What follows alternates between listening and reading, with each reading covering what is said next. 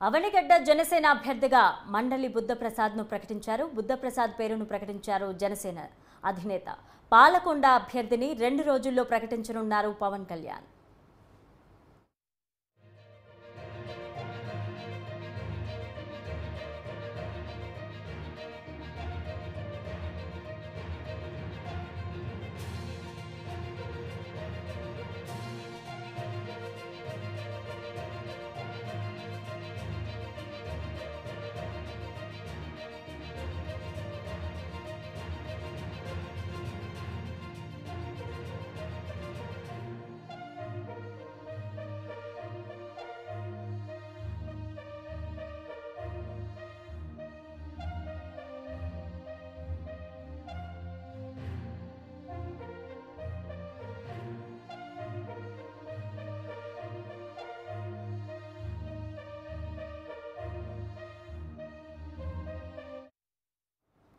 అవనిగడ్డ జనసేన అభ్యర్థిగా మండలి బుద్ధప్రసాద్ను ప్రకటించారు. బుద్ధప్రసాద్ పేరు ప్రకటించారు జనసేన అధినేత పవన్ కళ్యాణ్. పాలకొండ అభ్యర్థిని 2 రోజుల్లో ప్రకటించనున్నారు పవన్ కళ్యాణ్.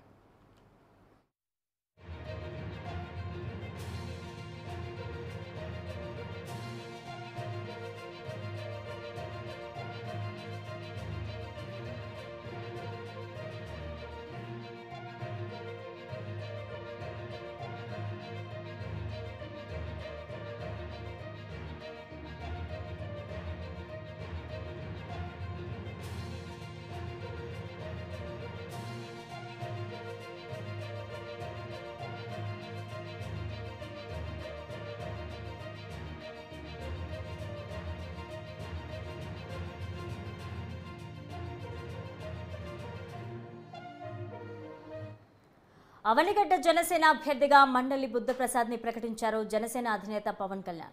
ఇక ఇదే అంశానికి సంబంధించి మరింత సమాచారం మా ప్రతినిధి ప్రసన్న అందిస్తారు. ప్రసన్న, చెప్పండి. అవనిగడ్డ జనసేన అధినేతగా మండలి బుద్ధప్రసాద్ని ప్రకటించారు జనసేన అధినేత. పాలకొండ అభ్యర్థిని 2-3 రోజుల్లో ప్రకటించనున్నారు పవన్ కళ్యాణ్. ఇక ఇదే అంశానికి సంబంధించి మరింత సమాచారం మా ప్రతినిధి ప్రసన్న అందిస్తారు. ప్రసన్న, చెప్పండి. అవనిగడ్డ జనసేన అభ్యర్థిగా మండలి బుద్ధప్రసాద్ను ఎంపిక చేస్తూ కొద్దిసేపటి క్రితమే జనసేన ఒక ప్రకటన విడుదల చేసింది. 3 రోజుల క్రితమే మండలి జనసేనలో చేరడం జరిగింది పవన్ కళ్యాణ్ సమక్షంలో. అయితే అక్కడ జనసేన అభ్యర్థి శ్రీనివాస్ అనే టికెట్ ఆశిస్తున్నారు. ప్రస్తుతం మరి ఆయన రెబల్ గా ఉంటారా, మండలి బుద్ధప్రసాద్ కోఆపరేట్ చేస్తారా, అదేవిధంగా టీడీపీ క్యాడర్ కూడా మండలికి కోఆపరేట్ చేస్తుందా లేదా అనేది చూడాలి. మండలికి టీడీపీ టికెట్ ఇవ్వకపోతే జనసేనలో తీసుకుని ఆయనకి అవనిగడ్డ జనసేన కేటాయించింది కాబట్టి టికెట్ ఇచ్చిన పరిస్థితి మనకి కనిపిస్తోంది. మండలి బుద్ధప్రసాద్ సీనియర్ రాజకీయ నాయకులుగా ఉన్నారు. గతంలో చాలా పదవులు కూడా ఆయన బాధ్యత నిర్వహించడం జరిగింది. ప్రస్తుతం మరి ఆయన గెలుపు అక్కడ జనసేన కోఆపరేషన్ మీద ఆధారపడి ఉంటుంది. జనసేన ఎంతవరకు కోఆపరేట్ చేస్తుంది ఏంటి అనేది చూడాలి. మొత్తానికి జనసేన అభ్యర్థులు అందరూ కూడా 21కి 20 మంది లిస్ట్ ప్రకటించారు. ఇంకా పాలకొండ ఒకటి పెండింగ్ లో ఉంది. పాలకొండ క్యాండిడేట్ ని కూడా ఎవరికైనా రేపు ఫైనలైజ్ చేసే అవకాశాలు కూడా మనకు కనిపిస్తున్నాయి. లావణ్య, అయితే ప్రసన్న, మండలి బుద్ధప్రసాద్ ఎప్పటి నుంచో రాజకీయాల్లో ఉన్నారు, సీనియర్ నేత కూడా. సో ఆయన్ని అవనిగడ్డ జనసేన అభ్యర్థిగా ప్రకటించడం పట్ల జనసేన నేతలు ఏమంటున్నారు?